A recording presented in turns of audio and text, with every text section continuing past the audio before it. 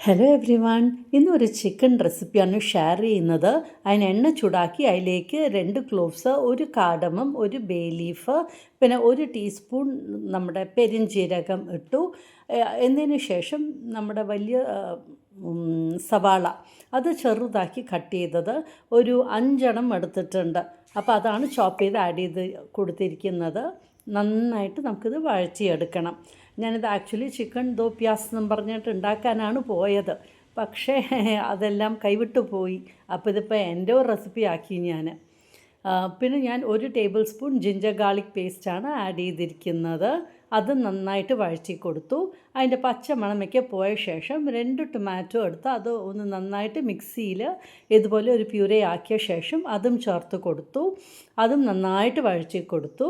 എന്നതിന് ശേഷം ഒരു 1/2 ടീസ്പൂൺ ടേമറിക് പൗഡർ, ഒരു 3/4 ടീസ്പൂൺ ചില്ലി പൗഡർ, അത് നമ്മുടെ എരിവിനനുസരിച്ചിട്ട് ആഡ് ചെയ്യാം. പിന്നെ ഒരു 2 ടീസ്പൂൺ കൊറിയാണ്ടർ പൗഡറും, പിന്നെ ഒരു 1/2 ടീസ്പൂൺ ക്യുമിൻ പൗഡർ, നമ്മുടെ ജീരകപ്പൊടിയും അതും ആഡ് ചെയ്ത് കൊടുത്തു. എന്നിട്ട് നന്നായിട്ട് അങ്ങോട്ട് വഴറ്റി കൊടുക്കുക. ചിക്കൻ ഓൾറെഡി വൃത്തിയിൽ കഴുകി അതിൽ മഞ്ഞൾപ്പൊടിയും മുളക് പൊടിയും ഉപ്പും വെച്ച് മാരിനേറ്റ് ചെയ്ത് വെച്ചിട്ടുണ്ട്. ഇപ്പോൾ ദാ നമ്മുടെ മസാലയ്ക്ക് ഒന്ന് വഴന്ന് വന്നിട്ടുണ്ട്. ഇതിലേക്ക് ഇപ്പം 3 ടേബിൾ സ്പൂൺ തൈരാണ് ആഡ് ചെയ്ത് കൊടുക്കുന്നത്. എന്നിട്ട് അതും നന്നായിട്ട് നമുക്കങ്ങോട്ട് വഴറ്റി കൊടുക്കാം. അപ്പോൾ ഇതിൽ സവാള കുറച്ച് കൂടുതൽ വേണം, അതാണ് ഞാൻ 5 എടുത്തിരിക്കുന്നത്. ഇത് അപ്പോൾ ചിക്കൻ ക്ലീൻ ചെയ്ത് ചിക്കൻ മാരിനേറ്റ് ചെയ്ത് വെച്ചിരിക്കുന്നതാണ്. ഇപ്പോൾ ആഡ് ചെയ്ത് കൊടുക്കാം.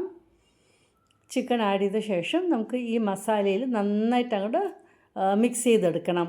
ഒരു 3-4 മിനിറ്റ് ഇതിൽ കടന്ന് അതൊന്ന് വഴറ്റി എടുക്കണം നമുക്ക്. എന്നതിന് ശേഷം ഓൾറെഡി ഉപ്പ് ആഡ് ചെയ്തിട്ടുണ്ട്. ഇപ്പോൾ കുറച്ചും കൂടെ ഉപ്പും ആഡ് ചെയ്ത് കൊടുത്തു. പിന്നെ നമ്മുടെ തക്കാളി പേസ്റ്റ് ആക്കിയ ആ നമ്മുടെ മിക്സി പാത്രത്തിലെ വെള്ളവും ആഡ് ചെയ്ത് കൊടുത്തു. ഇപ്പോൾ അടച്ച് നമുക്ക് കുക്ക് ചെയ്തെടുക്കാം. ഞാൻ ഇവിടെ ഒരു 20 കാഷ്യൂനട്ട് എടുത്തിട്ട് അത് വെള്ളത്തിലിട്ട് കൊടുത്തിട്ടുണ്ട്. അത് അരച്ച് പേസ്റ്റും ആക്കിയിട്ടുണ്ട്.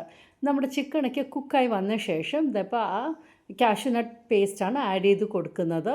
നമ്മുടെ ചിക്കൻ കറി ആ ഗ്രേവി ഒന്ന് തിക്കാവുകയും ചെയ്യും, നല്ല ടേസ്റ്റിയുമാണ്. ഫൈനലി കസൂരി മേത്തിയും ആഡ് ചെയ്ത് കൊടുത്തു. വേണമെങ്കിൽ കൊറിയാണ്ടർ ലീവ്സും ആഡ് ചെയ്ത് കൊടുക്കാം. പക്ഷേ ചിക്കൻ കറി നല്ല സൂപ്പറായിരുന്നു. കുട്ടികൾക്കും എല്ലാവർക്കും നല്ല ഇഷ്ടമാവുകയും ചെയ്തു. അപ്പോൾ ഇത് നമുക്ക് ചപ്പാത്തിയുടെ കൂടെ പൊറോട്ടയുടെ കൂടെയൊക്കെ കഴിക്കാൻ നല്ല ടേസ്റ്റിയാണ്. അപ്പോൾ ഇതുപോലെ ഒന്ന് ചെയ്ത് നോക്കൂ. Thank you for watching my YouTube channel.